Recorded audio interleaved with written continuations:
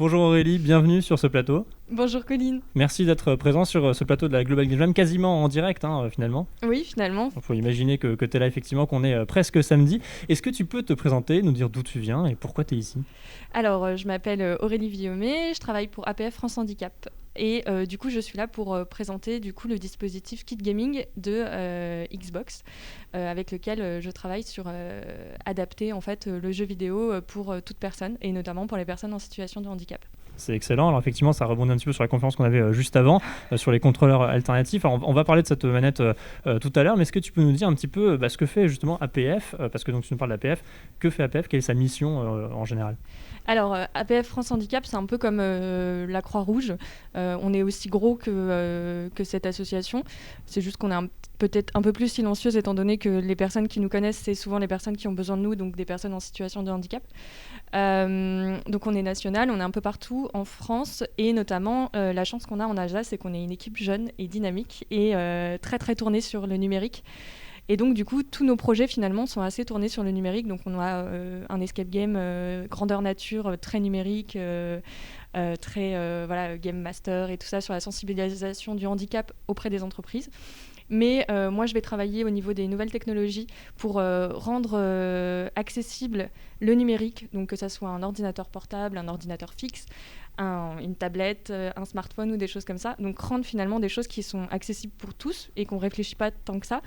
Par une aide technique, que ça soit un ice tracker, un trackball, des contacteurs en plus pour faire un clic droit, clic gauche qui ne sont pas forcément évidents.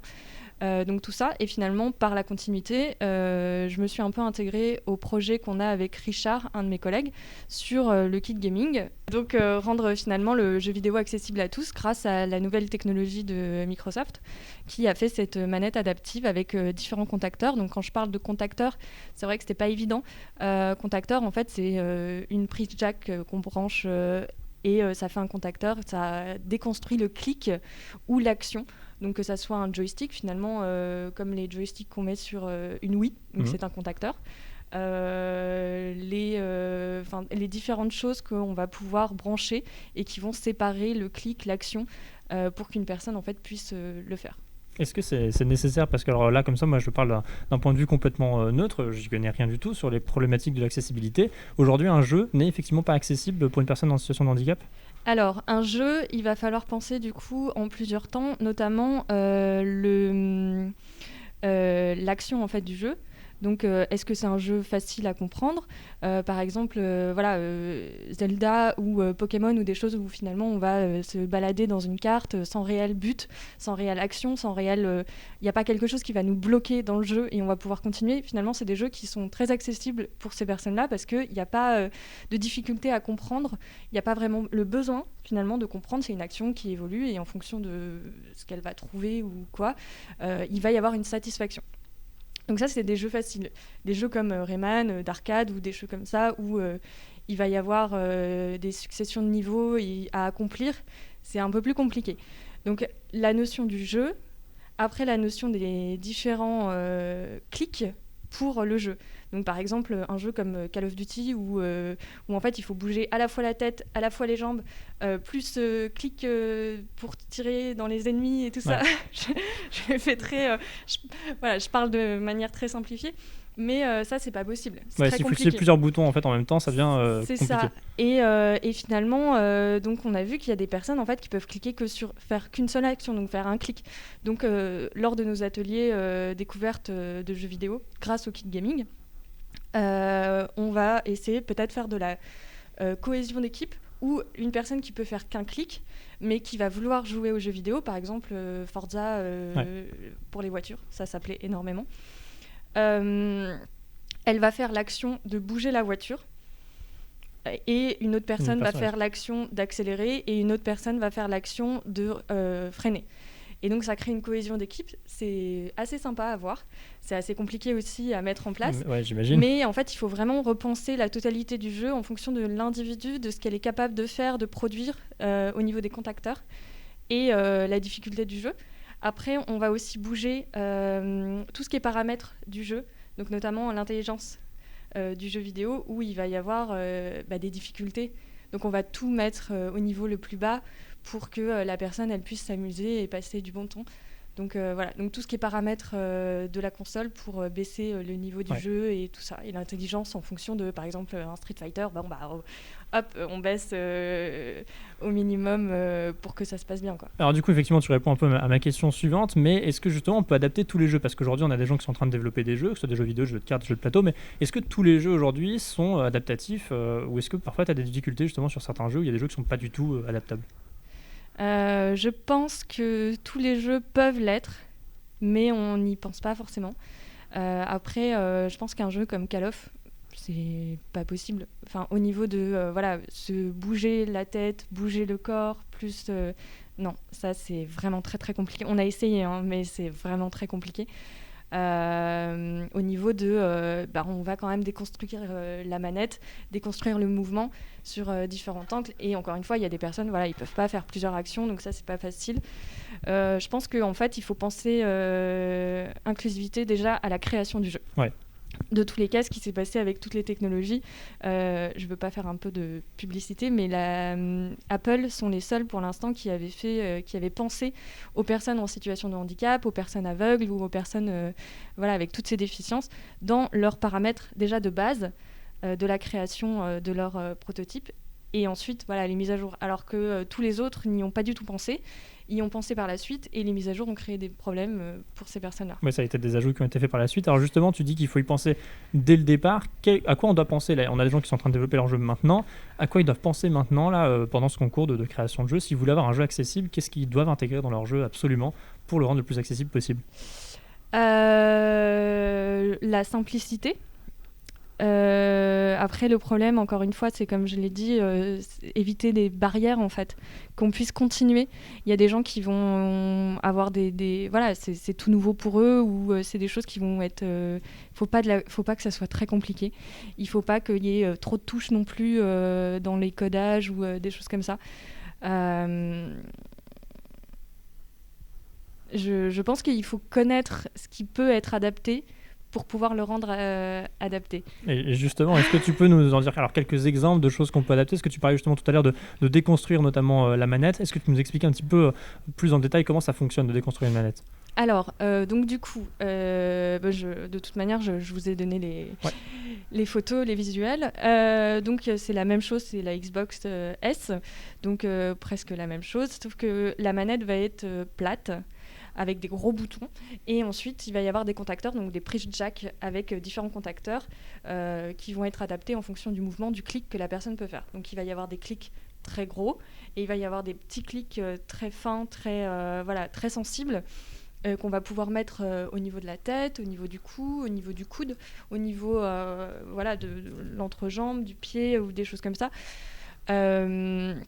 On peut mettre énormément de contacteurs. La seule différence, c'est que l'information entre le cerveau et le mouvement pour faire le clic va peut-être pas aussi vite que ce que le jeu voudrait. C'est pour ça que du coup, on va baisser énormément dans les paramètres aussi, l'intelligence voilà. Donc il faut effectivement qu'on puisse adapter le niveau du jeu en plus de la manette. Donc la manette, ça suffit pas. Il faut que logiciellement, on puisse aussi changer le niveau pour le ralentir un peu le jeu artificiellement finalement. Et donc ça doit être intégré de base dans le jeu. Ça doit être intégré de base dans le jeu. Après, c'est les manettes, c'est les paramètres. Je sais pas trop quoi répondre à ta question. Donc, non, mais je sais pas. J'essaye de réfléchir là. Ma question est peut-être mal formulée aussi, je sais pas. En fait, je pense que tout ne peut pas être adapté. Je pense que après, il faut pas être dans un serious game très gnangnan, très enfantin, en disant les pauvres petites personnes handicapées ne comprennent rien à la vie, alors on va leur faire un truc archi simple. Ouais, c'est ça. Je pense que c'est pas le but du tout. Non. Donc nous, par exemple, on évite complètement les serious games.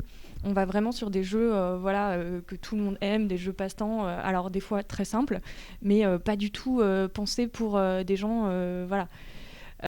Alors justement, tu me disais que tu fais des ateliers donc, régulièrement avec APF. Ces ateliers, tu les organises tous les combien de temps? On va revenir sur les ateliers parce que c'est quand même super intéressant. Alors, donc on va dans des maisons spécialisées, on va donc forcément vers les personnes avec qui on travaille au quotidien et qui font aussi partie d'APF, parce que c'est important pour nous. Donc on essaye de faire des ateliers une fois par mois au niveau du gaming. Donc je fais aussi des ateliers une fois par mois au niveau de l'informatique et l'accessibilité technique pour l'informatique. Donc finalement, ça se rejoint un peu. Les ateliers sont importants pour nous, notamment en fait, pour rendre un peu plus dynamique ces lieux, faire découvrir le jeu vidéo, montrer aussi, en fait c'est tout aussi une formation aussi pour nous. Donc on va aller dans ces lieux pour faire un atelier et dynamiser tout ça, mais aussi pour former les personnes qui sont là. Parce que finalement, on va former des ergothérapeutes, des auxiliaires, des éducateurs qui n'ont pas connaissance de cette nouvelle manette adaptée, en fait. Et qui adorent eux-mêmes les jeux vidéo, qui sont mordus de jeux vidéo. Finalement, on se rend compte que les éducateurs, les auxiliaires et tout ça, ils adorent ça, mais connaissaient pas du tout. Ouais. Et c'est un peu, voilà, on va là-bas, on fait un super atelier qui fonctionne souvent, génial. Enfin, c'est top, moi j'adore. Et on plante une petite graine pour dire, voilà ce qui existe, voilà ce que vous pouvez faire. Et c'est pas compliqué. Et si jamais vous avez besoin d'aide, on peut vous former et on peut vous donner une petite fiche technique où on va expliquer les jeux et les différents clics qu'il faut penser pour ces jeux. Voilà. Et souvent, ça fonctionne. Souvent, les ergothérapeutes, c'est des choses qu'elles connaissent déjà au niveau des contacteurs, des clics, de tout ça pour faciliter la vie des personnes. Et les auxiliaires et les éducateurs, en fait, ils font énormément d'ateliers, d'activités. Et donc, le jeu vidéo, ils en raffolent, quoi. Évidemment. Et donc, c'est tout bénef. Bah, carrément. Ok. Je sais pas s'il y a d'autres choses dont tu veux parler. Où finalement, en fait, ce projet-là du jeu vidéo, il s'est un peu accéléré avec le Covid, avec le confinement. Ouais. Donc finalement, en fait, la crise sanitaire, ça a été un déclic complet sur l'évolution technologique, que ce soit sur les visioconférences, enfin tout est maintenant en distance. Et donc pour nous, c'était ultra important de rendre accessible ce jeu vidéo. Et notamment, il y a eu une étude qui a été faite que pendant le confinement, les gens qui jouaient aux jeux vidéo en ligne, ils n'ont pas vu du tout le confinement passer, quoi. Ouais.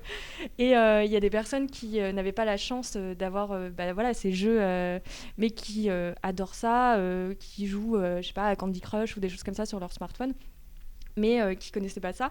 Et donc pour nous, c'était très très important c'était une opportunité en plus d'aller vers ce jeu, cette manette adaptée. Moi, j'ai une question sur cette manette adaptée.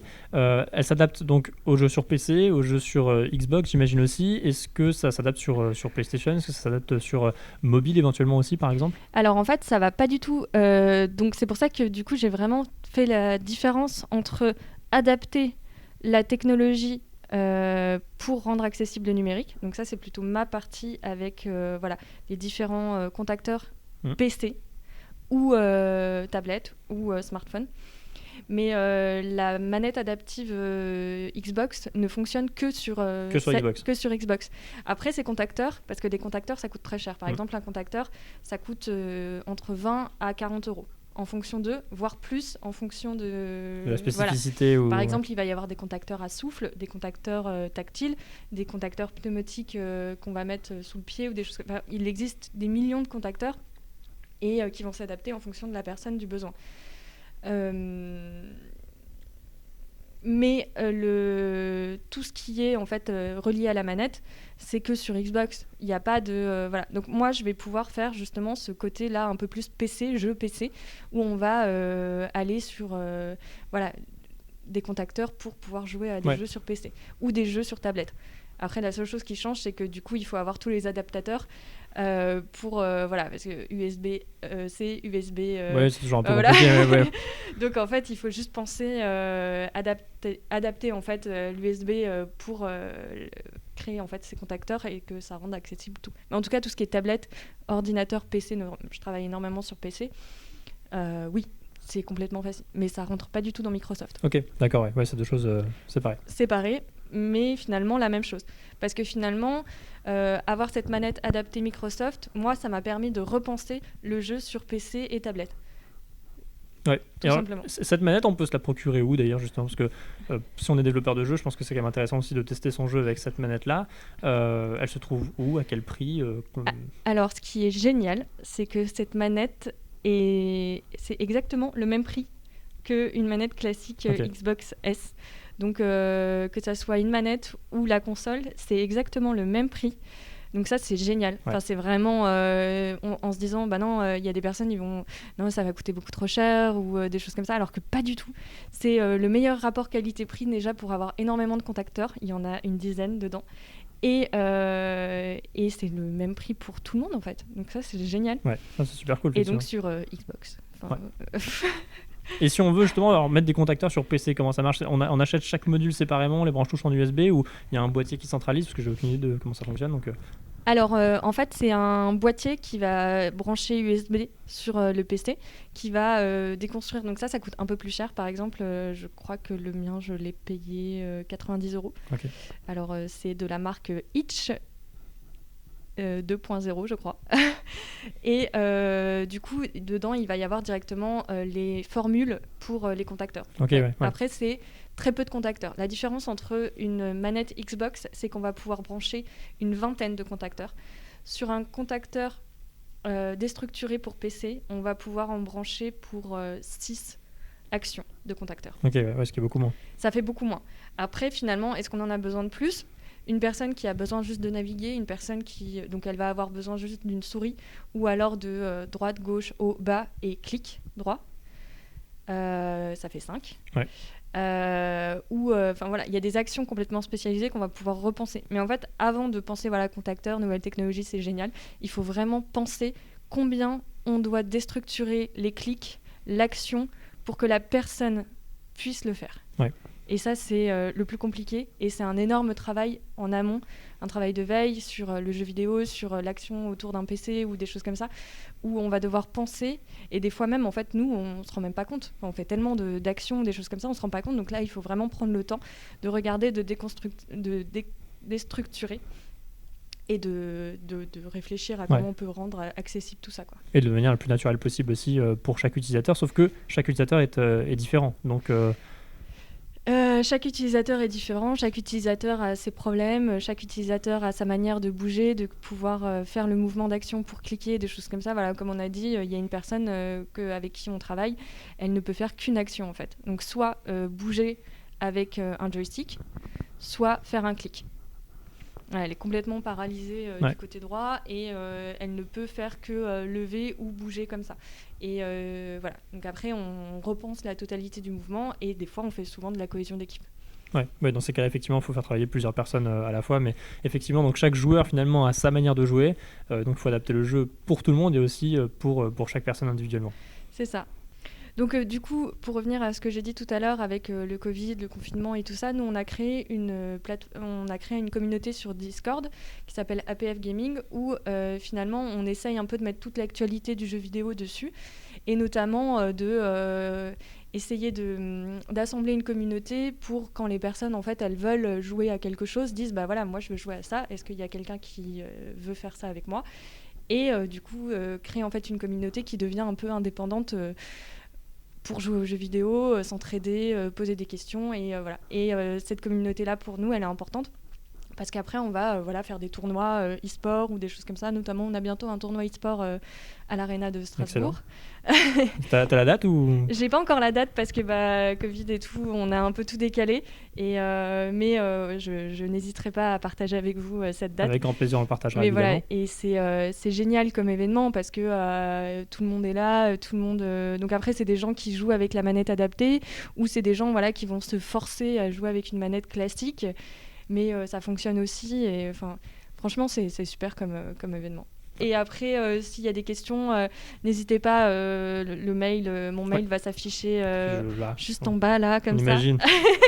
Et n'hésitez pas à m'écrire pour me partager vos projets, me poser des questions ou juste se rencontrer si vous avez des questions autour du jeu vidéo, de la construction d'un jeu vidéo. Je sais qu'on était en contact avec les Canards Boiteux où en fait ils veulent créer un jeu inclusif, mais voilà, c'est toute cette question-là de repenser le jeu, repenser le clic, penser quelque chose de simple au niveau de l'histoire, au niveau de quelque chose qui ne va pas bloquer l'histoire aussi, par un niveau à atteindre ou des choses comme ça, et c'est tout repenser ça pour rendre adapté le jeu. Aurélie, tu m'as amené quelques images. Est-ce qu'on peut éventuellement regarder quelques-unes et commenter un petit peu ce qui se passe sur ces images pour comprendre justement exactement comment ça fonctionne, toute cette histoire de déconstruire, d'adapter un jeu? Avec plaisir, et pour moi c'était important aussi d'illustrer en fait mes propos, parce que finalement on parlait de contacteurs, d'électronique, de bidouillage, c'est pas, on comprend pas trop tant qu'on n'est pas devant quoi. Donc, alors, j'ai une première image effectivement ici. Oui, alors là du coup c'était là c'est différent, donc on a travaillé avec HitClick en plus de Microsoft qui nous a fait des manettes et des joysticks. Donc on a dû repenser aussi, donc c'est des choses qui sont pensées pour être maintenues. Donc par exemple c'est des choses qui sont très lourdes, justement pour éviter que ça bouge quand la personne clique, fait l'action, des choses comme ça. Donc il y a tout ce principe aussi de poids, de bloquer la console pour que la personne elle puisse faire ce qu'elle veut. Donc là, c'est une personne qui a l'habitude de jouer aux jeux vidéo, mais qui finalement, on s'est rendu compte qu'elle n'aime pas la déconstruction de sa manette préférée, qui est généralement Nintendo, et qui aime les jeux de combat. Donc on lui a mis un petit jeu de combat.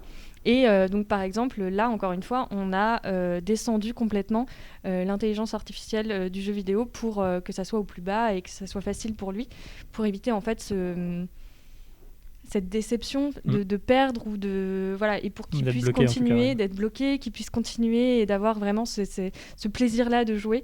Donc il y a aussi l'aspect technique, mais aussi l'aspect psychologique pour les personnes.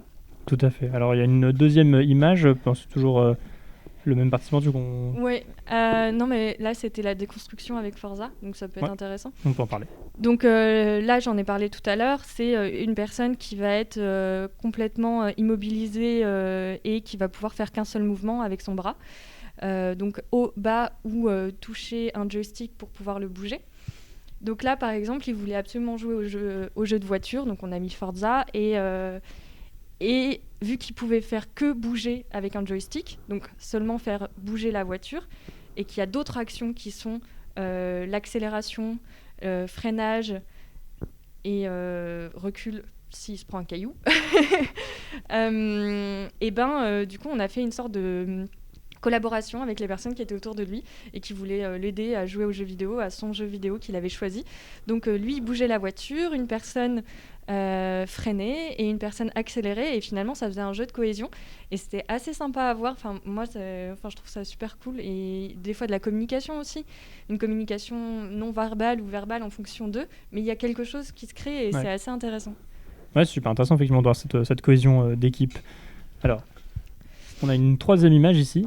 Alors bon, là un peu plus simple, c'est juste une personne en fauteuil roulant qui est là avec dégénérescence, donc qui ne peut plus bouger le bas du corps, mais qui connaissait absolument pas les jeux vidéo. Donc on lui a mis une manette, on lui a mis un jeu assez simple, mais vraiment tout de suite il a accroché. Et ce qui était très drôle, c'est que cette personne-là après a aidé les autres personnes pour comprendre le jeu et les aider, donc on n'avait plus besoin de rien faire. Transmission du savoir, c'est incroyable. C'est ça, et transmission du savoir, on sentait qu'il y avait réellement un plaisir autour du jeu, et dans ces moments-là, c'est super quoi. Là, c'est que la mission est réussie quoi, a priori. Ouais. La mission est souvent réussie. Mais une autre image ici. Alors ça, c'est la même personne que la première image. Sauf que cette personne voulait changer de jeu, voulait un jeu plus compliqué, parce que, encore une fois, vu que c'est quelqu'un qui a l'habitude de jouer au jeu, mais qui ne les comprend pas réellement, et qui va être bloqué, en fait, et donc va pas du tout avoir cette satisfaction de pouvoir continuer à avancer, ne voulait pas jouer aux jeux vidéo trop faciles, trop enfantins que les autres ont joué. Donc on lui a mis un jeu plus compliqué, que tout le monde connaît.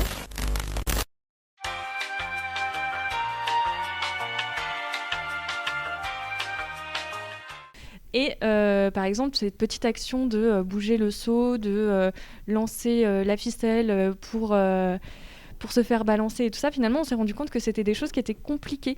Donc c'est vrai que c'est pour ça, c'est important pour nous de tester les jeux, de voir ce qui marche, ce qui ne marche pas.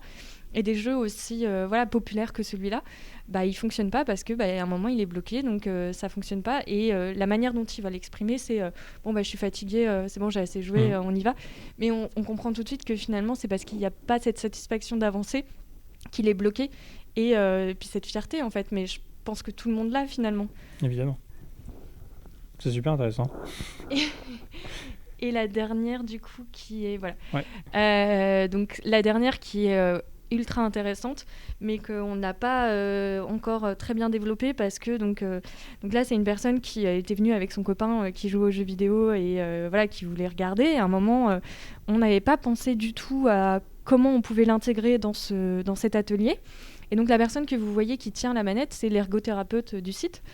Et qui a dit bah non, mais en fait lui il est complètement capable de faire quelque chose. Et donc le jeu finalement il est déconstruit avec seulement un joystick, donc bouger le trou pour aspirer les objets, faire grossir le trou pour aspirer le plus gros objet. Et finalement il a super bien réussi. Et ça c'est un travail que finalement ces ateliers là on peut pas le faire sans les ergothérapeutes ou les auxiliaires ou les éducateurs en fait qui connaissent ces personnes, qui savent exactement parce qu'ils les côtoient au quotidien. Et c'était ultra intéressant de voir que finalement, il y avait juste à tenir la manette et la personne pouvait faire le jeu. Et y arriver, mais super bien, quoi. Et après, la seule difficulté, c'était voilà, comment on fait du coup pour que la personne soit autonome. Donc, penser à une tablette qui peut tenir voilà, le joystick, quelque chose qui évite que le joystick tombe en fonction du mouvement et tout ça. Exactement, un support, un scratch ou je sais pas quoi. Mais voilà, c'est un peu... Finalement, chaque atelier gaming, c'est un peu du bidouillage pour nous, avec chaque personne, pour essayer de voir comment on peut faire. Et ce qui est le plus important, c'est de les rendre autonomes, qu'ils apprécient le jeu, qu'ils aient une satisfaction, un plaisir et qu'ils aient envie de recommencer. Si vous avez envie d'adapter votre jeu, de le rendre justement inclusif, j'imagine qu'on peut te contacter. Donc pour ça, on affiche l'adresse mail. Merci beaucoup Aurélie, donc chargée de projet chez APF France Handicap. C'est ça. J'y arrive. Super, merci beaucoup, excellente journée. Excellente journée, merci.